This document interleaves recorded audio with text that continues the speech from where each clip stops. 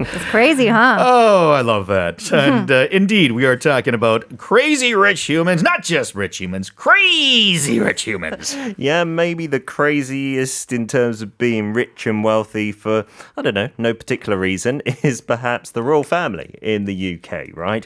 Given that birthright since they were little. And the news that I saw recently, Kate Middleton is now the sponsor for a new naval battleship. The royal family has a lot of love for the Navy. You know, Duke of Edinburgh, who recently passed away, the Queen's husband, he was in the Navy as a big shot officer before becoming the husband of the Queen, before she was anointed that way. And so he's been given all sorts of different titles within that. He was actually set to have a big career in there. And thanks to that affinity, I think Prince William, his grandson, has the same affinity. And now his wife gets to be the sponsor. And I was like, looking into the details, I wanted to know what that means. HMS Glasgow is being built at a shipyard. And so he went there, Prince William, to just have a look around. I think the royals do that as well. It's not just for when it's finished.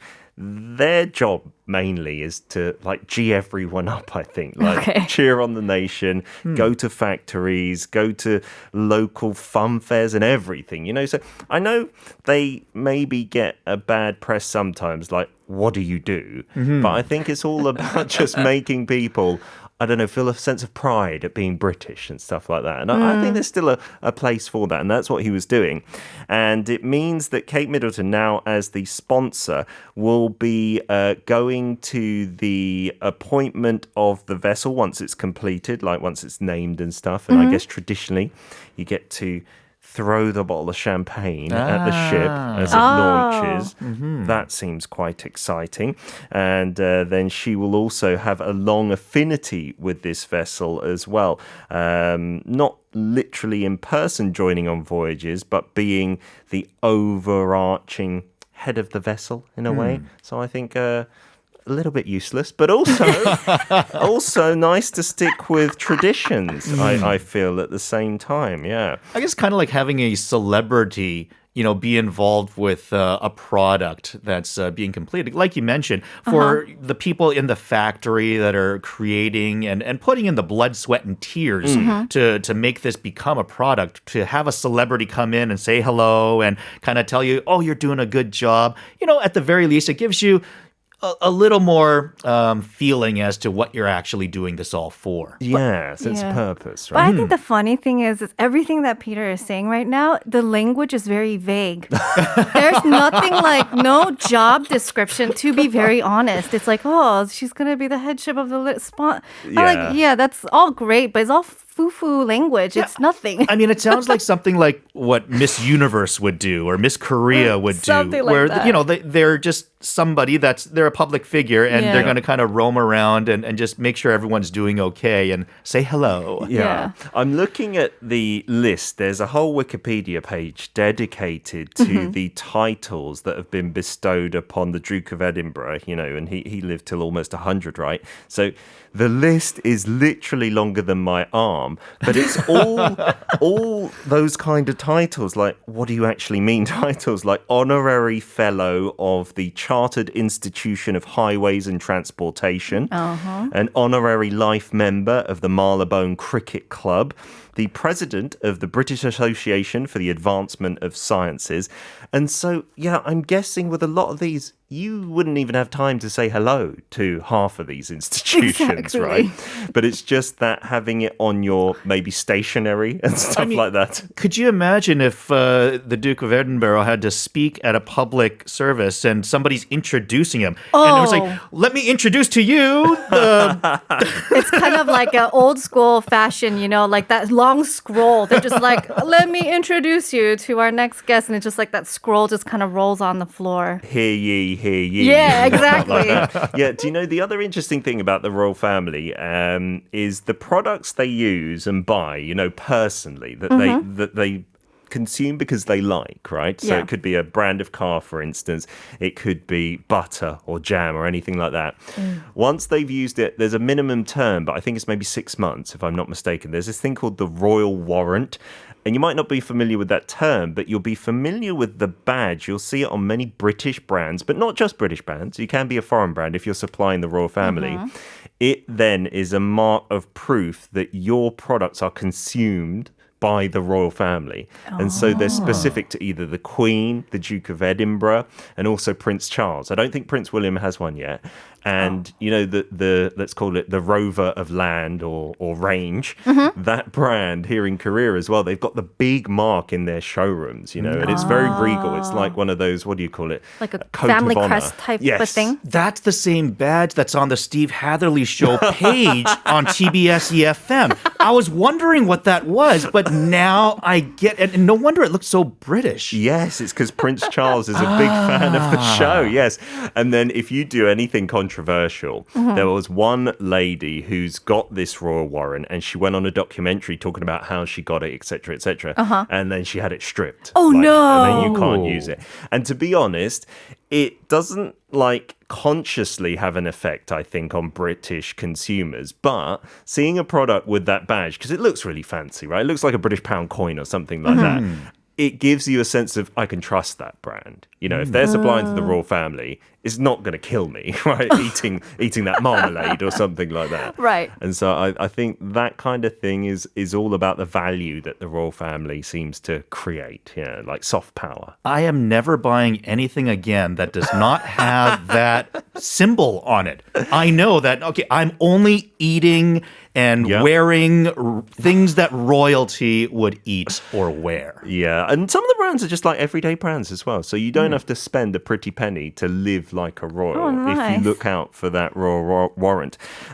Maybe in the next part after the song break, we can look at these really non-royal, interesting job titles that some, again, very wealthy people have created for themselves. Sounds good. I can't wait. And perhaps a bit of an anti-British song that we're going to play for you in the meantime, requested by Abigail. It's American Pie by Don McLean.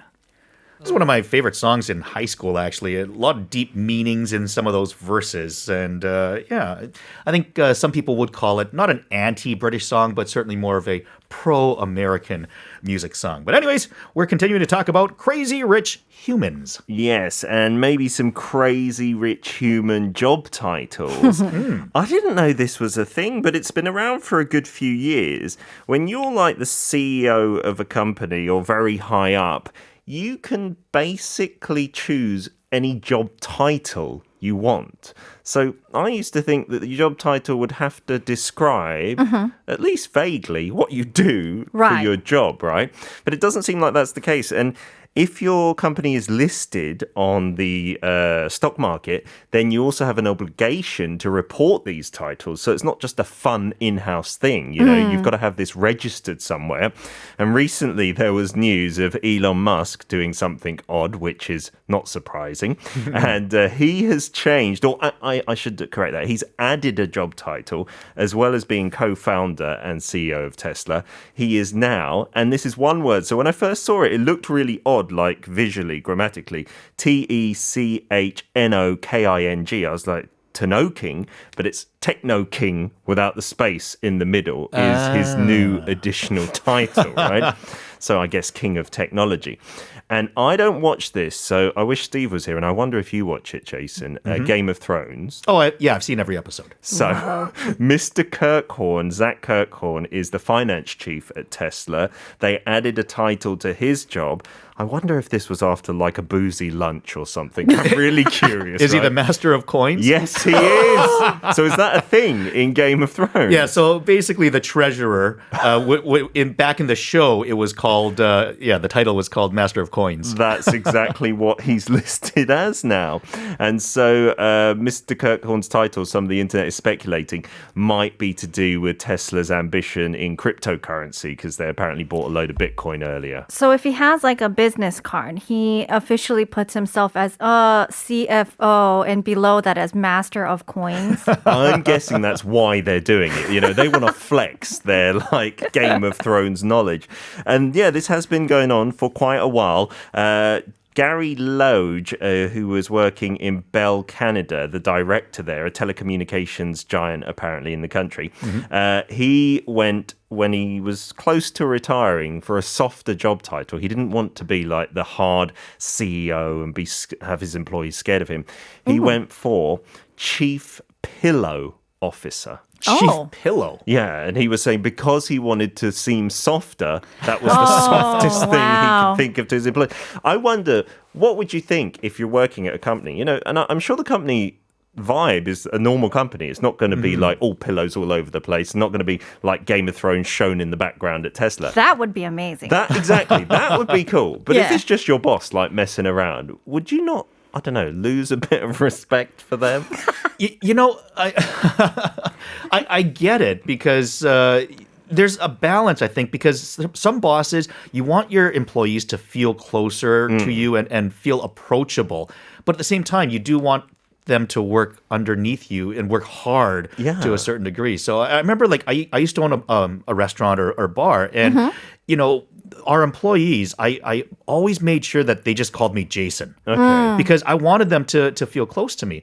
But then my wife, when we were running the business, she would say, no. Like people, they need to respect you as their boss. And, you know, they need to fear you a little bit more and to respect you in that way. So you need to not have them call you Jason just because it feels too personal, and you don't want them to be your friend. You still want them to be your employee. So they call you Mr. Lee, or they call you 사장님. 사장님, yeah. 사장님. Yeah. I would have gone for a happy medium. It could have been like Chief Executive Officer Jason. Like that whole title they have to say every time. Hello, CEO Jason. Not even CEO. Chief Executive Officer You have to Jason. say the whole thing. Could have been Chief Pillow Officer Jason. Or Exactly. the Big Pillow Jason. That sounds nice. And some other ones that have come up, and a lot in Silicon Valley, where I think, I don't know, the work culture is a little quirky. Trendy.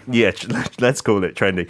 Matthew Kane, who is co-founder of a firm called Hedgeable, financial tech startup, was listed as its chief ninja. Nice. And it's got nothing to do with martial arts there at all. I'm wondering if it's just like the rich and the famous, their hobbies just percolate down into these titles. And then his brother, who also worked there, was Master Sensei. Those guys are definitely into anime. Yeah. I was going to say, maybe they're into like Teenage Mutant Ninja Turtles. Something like that. Yeah, and then I found this article on a job website, and they said even for just regular jobs, a lot of normal companies, some big car companies from Germany, the big two, and other firms, they are making their jobs in adverts just sound exotic. Using monikers like rockstar, ninja, and guru to just regular jobs. So, for instance, if you are someone who needs to greet customers, you might be called whatever the company's name is. Let's call it Mercedes-Benz. You'd be a Mercedes-Benz guru as your job title. But you'd just be a customer service guy. That's all you really are. But in your title, you are a guru. And then apparently to lots of jobs, they would just add rockstar to the end of it. So accountant rockstar is the way to like get the youngsters interested in that job and click on it and apply. That actually makes a lot of sense. I remember when I first entered university, that was the first year that one of the majors or departments, they switched their name from something that was old-fashioned to something a little new-fashioned because they wanted to recruit more female students. Because the gender ratio was so off. It was like 9-1 guys, girls, right? And so it was mechanical engineering. And obviously, well, I mean, at that time, not a lot of females were interested in mechanical engineering. It sounds very harsh, like in Korean. It's like 기계공학과. So it's very like masculine type of feel.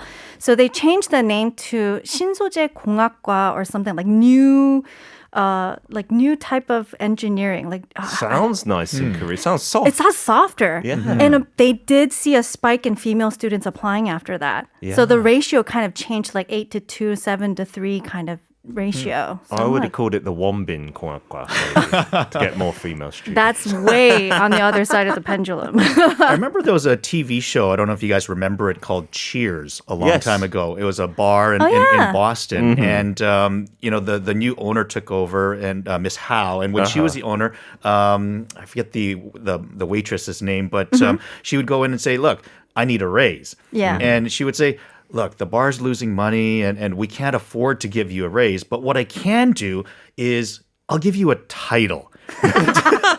I can't give you any more money, but now I will anoint you as the master of customer service or something like that to make her feel better. So even though you're not getting what you want, I'm going to give you something else. That's funny. It's like, call me master from now on because I am the master of customer service. I think it can work. It can boost morale. I think we should all get to choose our new job title. What would you choose your new title to be? Radio guest monster. I Guest think. monster. That's me. I'm a guest monster. Okay. Yeah, that sounds fun. I shall call you that from now on. Thank you. Well, guest monster Peter, thank you very much for the crazy rich humans. I am the master of the mic, Jason, and we're going to be back with more in a moment after Manic Drive. This is VIP.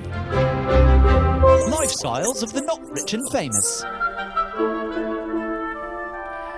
Indeed, the lifestyles of the not rich and famous. Don't know why that's a British voice. Let's start off there with some British royal family jobs done by not rich and famous people, okay? I thought it might be quite fun. I'll give you the job title, and this is how ridiculous and uncommon the jobs are. You may not know what they are, okay? Oh. So the first one.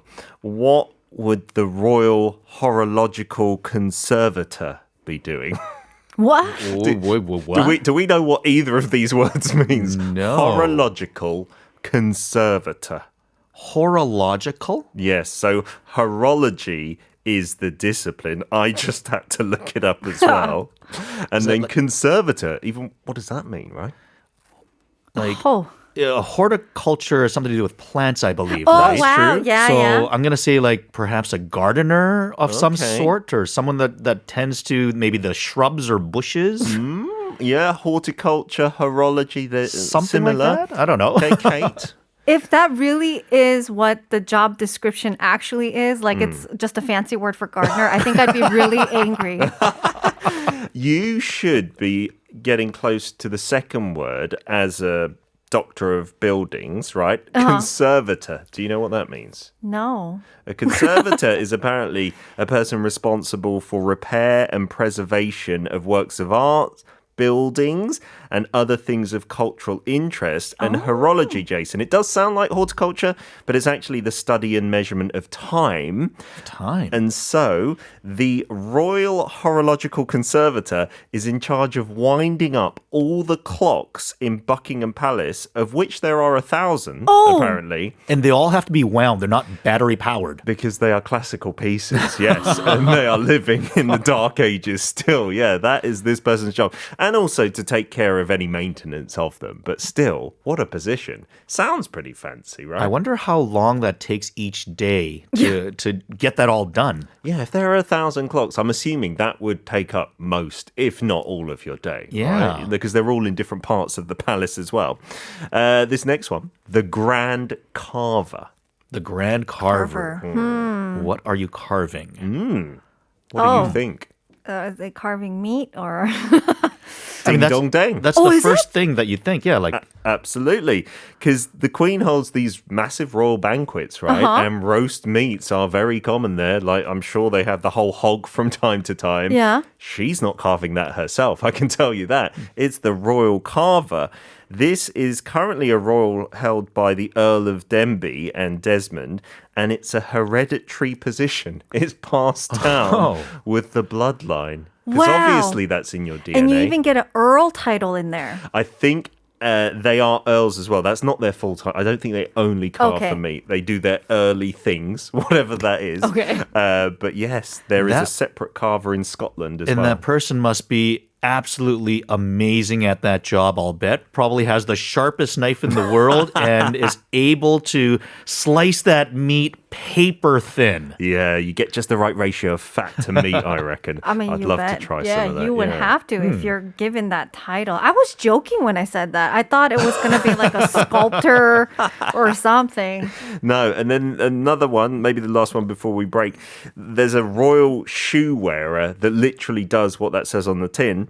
The Queen doesn't want to wear uncomfortable shoes. You know, the first time you wear like leather heels, No. there's someone who breaks in the heeled shoes for her. No. Walking around on carpet to make sure they don't get scuffed as well. Wow. I know baseball players, for instance, when they get new gloves, they'll actually have people or maybe like younger players that are designated to break their gloves in. So they'll just kind of give their glove to certain people. Yeah. And these kids, they'll play baseball with their glove. That's how they break it in. Yeah, for a couple of months. I mean, some major league players, they like to do it themselves, but I know that there definitely are some that like to just give it to certain various kids that, are contracted. And they'll actually give them like 2 or 3 gloves, so they'll keep one for themselves and for the service and autograph it for them and stuff. But then they'll get the glove back with, the kid doing the service of breaking it in so that, like you said, it's not too stiff when you're wearing it for the first time in a game. Similar. That makes a lot of sense to me because, there's no device to break in a baseball glove. But, there's those things that you can actually kind of break in or loosen the shoe up. That little wooden thing that you has like put the in it. screw. and It then keeps its shape and stuff and It's stretches different. it. I think it's different when you're walking though, because yes, it keeps the shape, but if you're actually walking in it, then like the cushion, the heel, because your foot's moving. So it kind of stretches as it moves. I feel you Okay. need a shoe wearer in your entourage. I already have one. Of course you do. He's 4 years old and loves wearing every single one of my shoes at nice. every opportunity that he gets. Oh, my he doesn't break goodness. them in very well, though. we know his future potential career then. there we go. We're gonna. All right, let's take a look at some more lifestyles of the not rich and famous, Peter. Yeah, and maybe it's kind of teasing if you're working for the really rich and famous, you're seeing how they're living, but you're on the job, so to speak, and maybe not getting paid that much money. I think that applies to some of these roles. So non-royal jobs now, still some odd ones. Basketball retriever. So you may think, why do you need that? Well, this isn't any old basketball court. It's on a private yacht.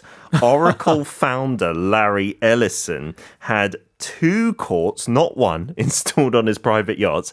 And so this was for the eventuality that the balls would fall into the ocean, right? And so he would employ people, it was said by one of his former directors of external affairs, to wait on a small dinghy and go and collect the balls when they fall off the yacht. Because you can't take too many balls on a yacht, right? Okay, I have an issue with this from the get-go because Okay. I'm thinking, okay, you're playing basketball on a boat. Either that has got to be a tremendously large boat. Yes. Otherwise, the waves are going to tilt the boat on occasion Sure. so that when you're playing basketball, you're going to be bouncing the ball, trying to navigate through people, but then, oopsies, the boat just tipped there, a big wave just hit us, and I'm just about to shoot, but the floor just gave way. And Sure. I imagine playing basketball on a boat, unless it's like huge, Like a cruise ship. a cruise ship size. I mean, I just wonder how stable your footing's going to be when shooting. Well, maybe it wasn't that stable, so they really needed the retriever. There you go. They didn't have it originally and then realized, okay, we got to hire somebody because of this basketball court. It was a design flaw, yeah. A famous example, did you hear about the human parasol holder? Oh my- So this, it sounds ridiculous, doesn't it, Kate? It's exactly what it is. Sounds like Yeah, that, right? it's not their full job, though. They Okay. don't just hold the parasol. This was actually one of the assistants of Sean Diddy Combs, right? P. Diddy. P. Diddy. In St. Tropez, he was in 2001, snapped with one of his assistants obediently just holding a white parasol while he was sunning Oh my himself up. gosh. I remember that picture. It was a Yeah. very, very famous picture on a sunny day. And yeah, P. Diddy's there and there's somebody holding like a parasol for him to be in the shade. I guess if you can afford it, you might do that. You don't want to get sunburnt. Well, that guy who was holding the umbrella, Fonsworth Bentley, went on to have his own MTV show, bring out a hip-hop album, write a book on etiquette, fittingly, and this is the best one, have a signature line of umbrellas. Hey, he made it. So not bad, Yeah. right? So it all paid off. In the end, yeah. And then one last famous example. You know, Mariah Carey is quite well known for being a bit of a diva, right? I've heard the stories of maybe taking out certain colors of chocolates, right, from the bowls. Not sure if that's true. But this apparently is true because vocal coaches David and Carrie Grant claimed that the artist employed a drinks holder. Not the plastic thing in your car, a person to hold her drink and have a straw always to hand to ensure she wouldn't smudge her lipstick. And I guess the kind of understandable part, although it's still ridiculous, she's got like the most expensive vocal cords maybe in the business. So she'd have to have them well lubricated at all times. So this drink holder would apparently stand next to her wherever she went. Just holding her drink. I'm curious to meet that person so I can ask him, so what do you do for a living? Well, I'm a professional drink holder. Drink holder? Yeah, I'm competing with the one in your car. I think Mariah Carey must never have seen The Simpsons where Homer had the beer hat on. She could have just done it herself. Had water in those little flasks and a straw to her mouth. Why Ruin her not? diva hair. Look I can brilliant. imagine that person, the drink holder with like one drink in the hand and kind of like a holster around the belt, you Yeah. know, like Yeah. with a bunch of straws just so that they don't run out of straws. Yeah, I bet they practice their grip with their hand. They do that little crunchy exercise machine thing. Oh my gosh. I guess the good thing is her hands would never get wet from the condensation on the glasses. You don't want that. Oh my wet God, hands. imagine if that drink holder actually had to hold the drink so that she could sip out of the drink, out of the straw. Without like, touching it. yeah. I'm betting she did that a Right? lot. I would not be surprised. I mean, if I were paying someone to be my drink holder, my hands aren't touching that cup at all. you're not holding that. I'd be like, what am I paying you for? Don't give me that drink. I'd have my hands behind my back and lean into it. Come on. So those are the crazy jobs that we could do as not rich and famous people. And they're quite well paid, right? Some of them are, some of them it's just a regular wage. But considering what you're doing, I think they're well paid. Yeah. Nice. Absolutely. Or what it could lead to in the case of the parasol Yes. holder Holder. for P. Diddy. Well, let's get back to some of the responses that you gave us as to what you would like to be for a day or for more. Let's take a look at 9411 who says, I want to try to be the Secretary of the British Kingdom so that I can know all the first-hand stories of the royal family and all the juicy gossip. Seems like the royal family has so many secrets hiding from the public. Oh, you need to just watch the Flix drama, The Crown. That's pretty much lots of juicy secrets in there. Seriously. 9123 says, Egyptologist, the movie The Mummy got me, and I loved Rachel Weisz in the movie. I remember seeing her and thinking, I want to be that. But life happened, and I'm just working at a company. Nothing to do with Egypt as well. You know, Egypt is definitely one of those places that I would love to visit. Oh, yeah. You know, when you think of places that you haven't been yet, I mean, that would certainly be a cool place to see at least once. Yeah, the pyramids. Oh, yeah, for sure. 1207 says, 저는 고등학교, 대학교 때 온라인 게임을 좀 많이 했는데 그때 게임 마스터들을 보면서 되게 궁금했어요. 게임 마스터로 일하는 건 어떤 기분일까? 매일 그냥 게임하면서 돈 버는 걸까? 그럼 전 그 직업을 선택했을 것 같아요. In my high school and college days, I played a lot of online games and I would see these game masters that are online there and I would wonder what it would be like to work as a game master. Are they just playing games and they're earning money? And if that's the case, I would like to choose that job. I'm quite sure that's the case. That's why they have the title Game Master. No, but I'm sure they don't like freely play the games like as much as they would like to, like a normal user, because they're kind of on, as far as I'm aware, they're on standby. So if there's a problem, They're like ready. there's a bug, they have to report that or whatnot. 6944 says, I want to try to be a DJ so that I can work with Steve Hatherly, Peter, and Kate. I always enjoy listening to your show. I am sure you will be super happy if I can work in this great team. Well, let me tell you something because I actually sent in this very similar response last week, And look and what look happened. where I am now. Wow. It can happen to anybody. Don't lose your dreams. Anybody can have their dreams come true. Be Yes. careful what you wish for is what you're That's thinking now, Yeah, right? true. exactly. 8760 says animator would be cool, not necessarily for a big company, but an independent animator would be sweet.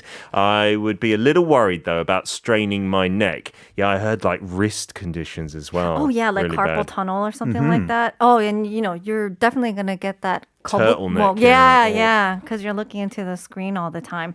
First world problems, of course. No, that's so true. 7623 says, I'd kill to be a travel journalist, blogger / writer, anything that would allow me to do what I live for.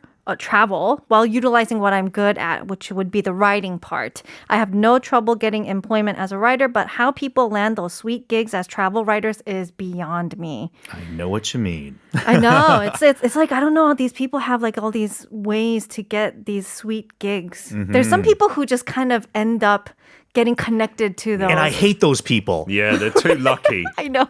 And I know people are saying, hey, how did Jason get on this show again? But anyways, yeah, I hate those people. Master of Mike has spoken. Quickly, 8142 says, musician. I want to tour the country and play the world playing music and making people happy. That would be very, very cool. Yeah. Just remember, though, most people spend the majority of their conscious life working. And, I hope you're happy with the job or career that you've chosen. And if not, remember, it's not too late to make a change. And if you do, you won't be the only one who tries to.